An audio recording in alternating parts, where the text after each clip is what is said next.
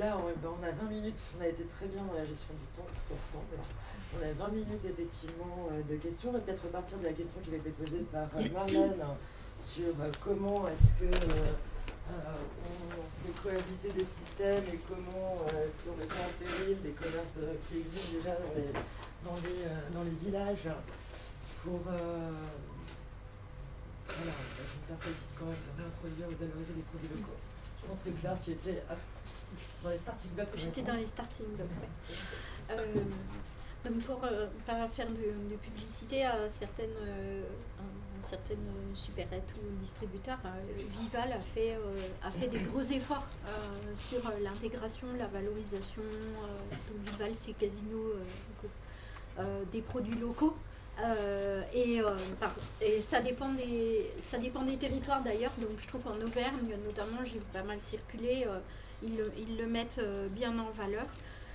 Il y a pas mal d'accords quand même localement, entre des producteurs et des commerçants pour déposer enfin, je pense les fromages, les charcuteries, enfin, voilà, puisque bon, je suis plutôt formatée fromage charcuterie, donc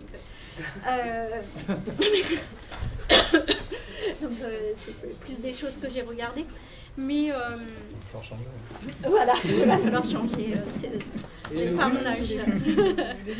Voilà, non, mais je pense que là-dessus, parce que c'est des produits qui sont moins périssables aussi, c'est plus facile. Donc c'est plutôt pour ça, je crois.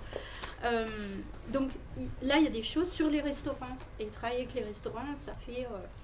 et les produits locaux, moi je pense à des premiers programmes, parce que justement je suis vieille maintenant, dans les années 90 sur le développement, autour du développement du tourisme en milieu rural. Il y avait eu déjà des tas de plusieurs programmes qui avaient été faits avec les restaurants pour valoriser. Alors on ne parlait pas de produits locaux, on parlait de produits de terroir, cuisine de terroir. Et aujourd'hui, il y a eu des programmes, par exemple, dans le parc Haute-Provence, je crois. C'était lequel, Emma? Exact, le territoire. Vers le Verdon, voilà.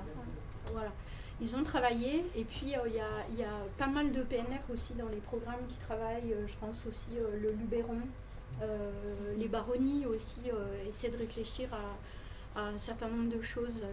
Et voilà. Donc c'est peut-être aussi rencontrer parfois les restaurateurs, ça fait, enfin je sais pas moi, ça fait quasiment depuis les années 1990 qu'on a des réflexions aussi là-dessus avec des restaurateurs haut de gamme par exemple, mais je pense qu'il y a des choses qui peuvent se faire aussi dans le lien local en concertation, même si après il y a des problèmes comme pour la restauration de régularité de l'approvisionnement, etc., de normes. Voilà, mais je pense que ça peut se faire. Après la coexistence, je ne sais pas, entre café associatif et commerce, voilà, peut-être trouver des formules autour de café associatif, épicerie, avec une offre complémentaire du SPAR, je ne sais pas, voilà. Je ne sais pas, c'est à co-construire ça. Ça fait aussi aussi un peu l'expérience, je ne sais pas si Carole, je suis désolée dans la salle, l'expérience de l'éleveur de saveur en Isère, où globalement il y a un dialogue qui se fait entre des bouchers et des agris pour vraiment valoriser les produits locaux et donc créer des filières alimentaires du milieu là, puisque c'est... Bernard, tu voulais... Oui, je veux dire que il faut pas forcément sur tous les territoires le voir comme étant une future concurrence finalement. C'est que la redynamisation de commerces dits locaux, et je pense que dans les objectifs politiques après, je ne sais pas comment sont les collectivités, mais c'est de gagner sur les gens qui aujourd'hui ne consomment pas déjà en local. C'est-à-dire que c'est pas de déshabiller Spar pour habiller l'épicerie locale, c'est déshabiller la supérette qui n'est pas sur la commune mais qui est sur la trajet entre le domicile et le travail, pour que là ça se réancre sur la commune. Donc c'est aussi comme ça. Enfin, sur le PNR Médoc, là c'est assez marquant qu'ils ont essayé de faire ça justement, ils ne visent pas à faire de la concurrence au commerce local, mais plutôt à détourner les gens qui allaient sur la métropole pour qu'aujourd'hui ils viennent s'approvisionner plutôt dans les communes. Et la deuxième chose que je voulais dire, c'est qu'après, c'est de la petite boutade sur pourquoi plus facilement éventuellement les charcuteries et les produits laitiers. Il y a aussi des fois, à l'inverse, des productions agricoles qui, par nature, avaient déjà des débouchés, notamment en vente directe. Et là, les maraîchers sont très souvent cités. Enfin, les maraîchers, assez souvent, ils sont déjà utilisateurs de circuits dits courts ou de vente directe. Et que, du coup, leur disponibilité pour aller dire « Tiens, tu voudrais pas venir dans mon épicerie locale que je suis en train de monter ?» bah, en fait, c'est le même problème que pour... il faut trouver des, entre guillemets, nouveaux producteurs.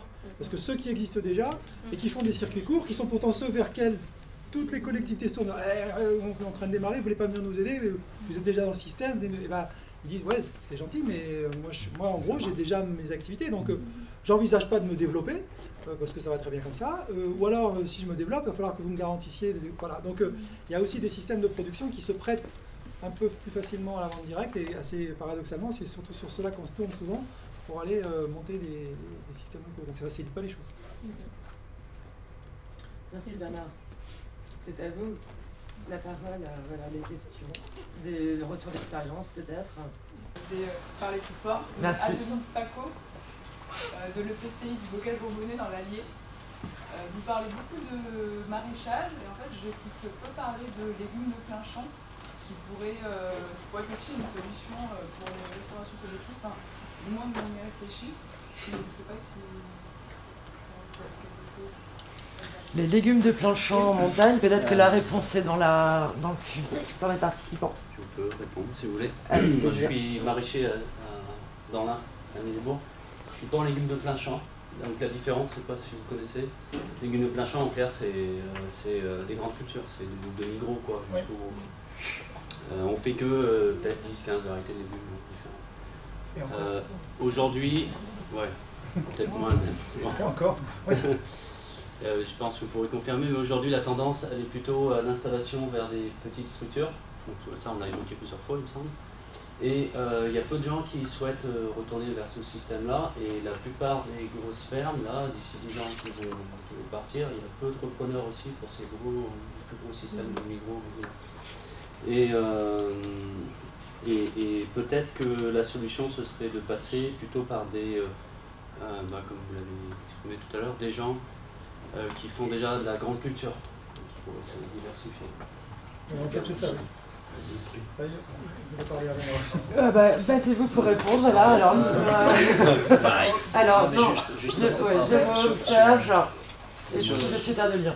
Sur le PAT du Grand Clermont et du Val-de-Forez, on est en train de lancer, on a fait l'appel d'offres la semaine dernière, une étude pour la création d'une filière de légumes de plein champ.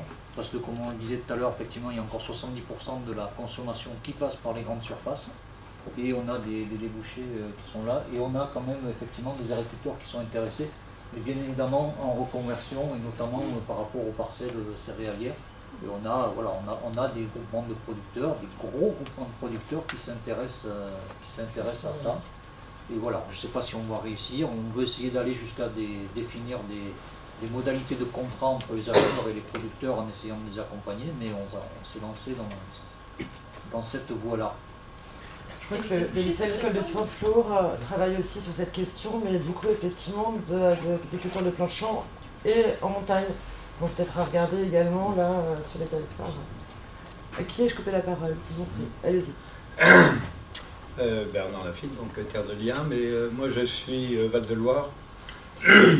Et je vois il y a une tendance actuelle qui commence, hein, ça commence juste, avec des jeunes maraîchers qui s'installent, et du coup, qui sont en vente directe et qui travaillent de plus en plus en complémentarité avec d'autres. C'est-à-dire que du coup, ils se rendent compte qu'ils mettent beaucoup d'énergie pour cultiver certains légumes avec des rendements aléatoires, etc. Et du coup, ils essayent de trouver des gens qui sont à quelques kilomètres de là, mais sur des terrains différents, pour travailler, mais voilà, en complémentarité.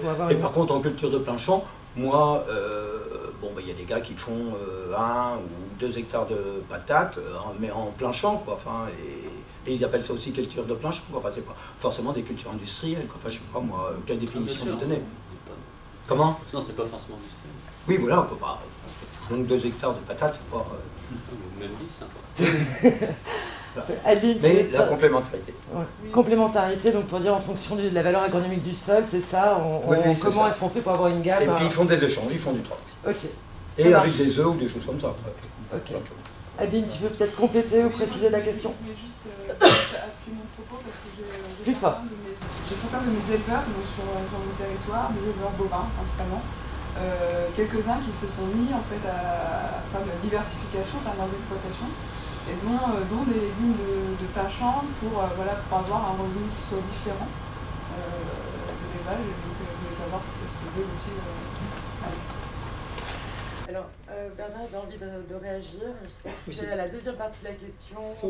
C'est ça, je veux dire que dans les histoires de transition agricole qu'on observe, effectivement, il y a d'un côté la volonté de remettre du maraîchage, mais vraiment du, entre guillemets, maraîchage spécialisé, on pourrait presque dire.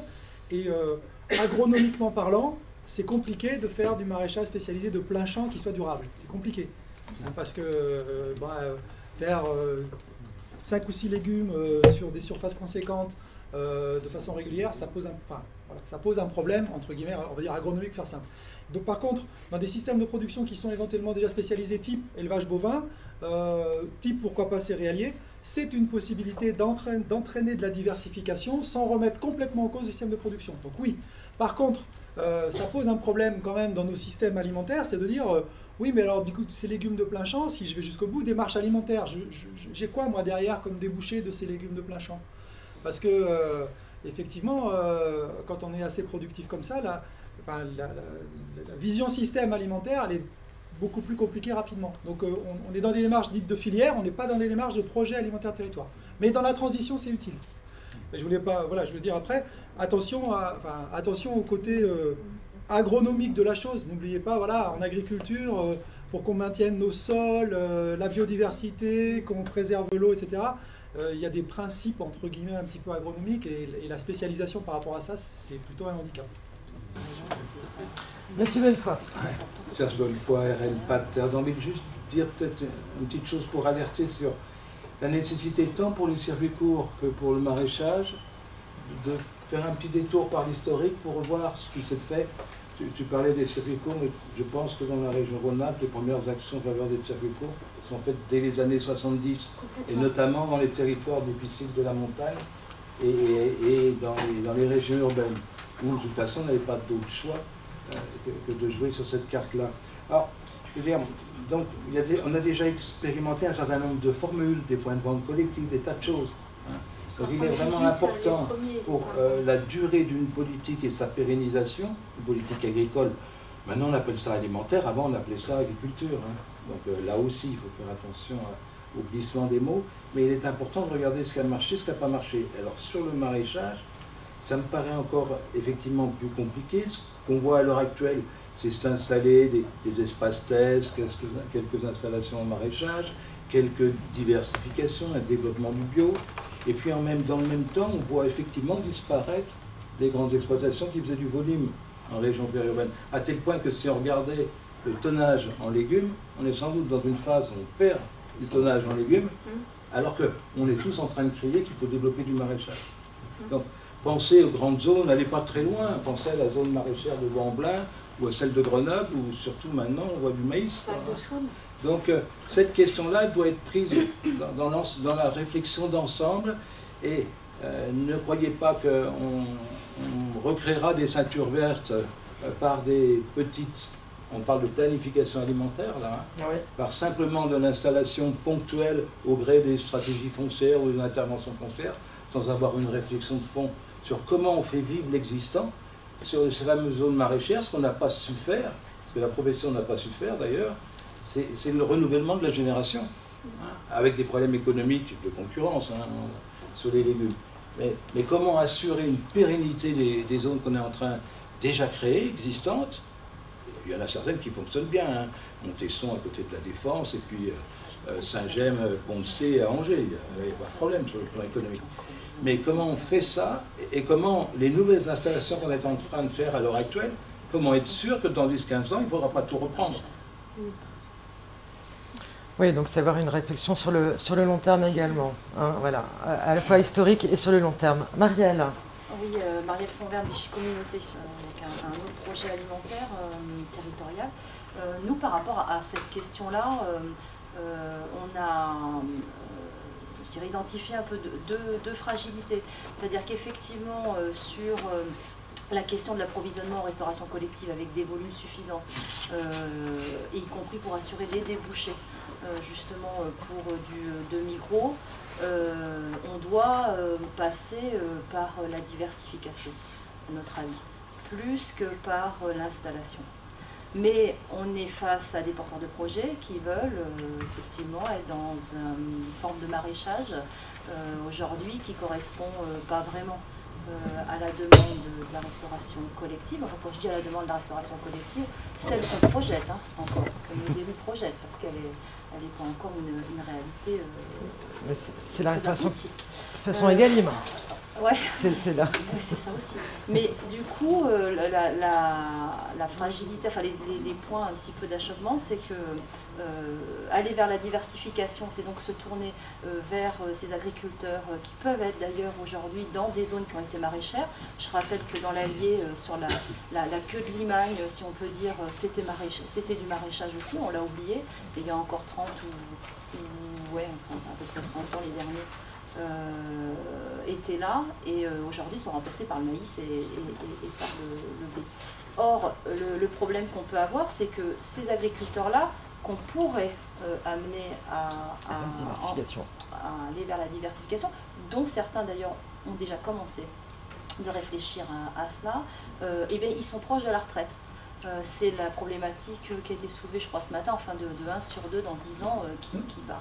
Et donc, du coup, comment faire pour se garantir qu'on puisse se lancer dans ce type, les faire se lancer dans ce type de reconversion ou de diversification plutôt, alors que finalement, leur enjeu à eux, il est plus vraiment là.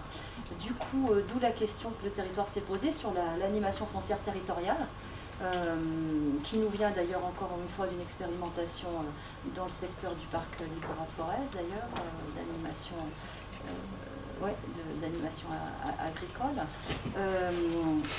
Donc pour laquelle on s'est dit, et à un moment donné, il faut que territorialement on puisse y aller pour pouvoir peut-être se dire, eh bien sur ces terres-là, il faut peut-être un moment de transition dans la propriété même de la terre. Si les personnes sont prêtes à partir et à céder ou tout au moins une partie de leur terre, sans repreneur, hein, transmission sans repreneur, sans enfant, quoi.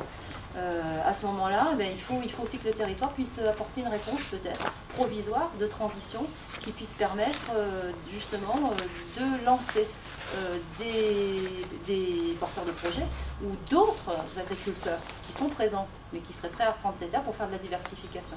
Parce que sinon, on va aller vers ce problème très vite de perte finalement de ces terres-là, en tout cas pour le maraîchage, pour l'agriculture nourricière. Donc c'est une vraie interrogation qu'on a. Et ce qui est un peu inquiétant, c'est que la Chambre d'agriculture, par exemple de l'Allier, en tant qu'organisme professionnel, n'est pas encore tout à fait dans cette logique-là d'accompagnement aussi et de partenariat pour réfléchir à ça. Mais moi je suis tout à fait d'accord, enfin, je partage tout à fait le fait que, à mon avis, on est plus sur des logiques de diversification pour ces problématiques de volume que sur des logiques d'installation ou d'espace test qu'on mène par ailleurs. Merci Marielle, ça aurait été, ça ne sera pas mis en débat, voilà, merci de ce retour d'information. J'étais persuadée que, on terminait tranquillement à 15h45, on avait un quart d'heure pour effectivement, non, la table ronde commence maintenant. Vous n'aurez pas de pause. Merci à tous, bravo.